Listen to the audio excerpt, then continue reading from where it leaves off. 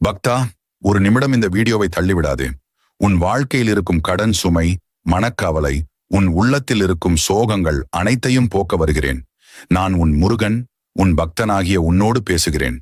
பக்தா, நீ அனுபவிக்கும் துயரங்கள் எவ்வளவு பெரியதாயிருந்தாலும் என் அருளால் அவை அனைத்தும் குறைந்து உன் வாழ்க்கை ஒளியால் நிரம்பும்.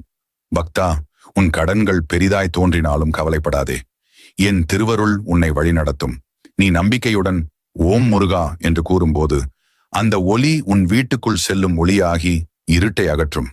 உனது குடும்பத்திற்குள் அமைதி வரும், சிக்கல்கள் அகலும், மனக்கவலை தீர்ந்து உன் இதயம் ஆனந்தத்தில் மலரும். பக்தா, நீ இன்று இந்த வீடியோவை பார்க்கும் நேரத்தில் உன் வாழ்க்கையில் ஒரு புதிய துவக்கம் நடந்து கொண்டிருக்கிறது. அந்த துவக்கம் உன்னை உயர்வு அடைய செய்யும். நீ உன் மனதில் ஓம் முருகா என்று எழுதி வைக்கிறாய் என்றால் உன் வாழ்வு மகிழ்ச்சியாலும் செழிப்பாலும் நிரம்பும். அதனால் பக்தா,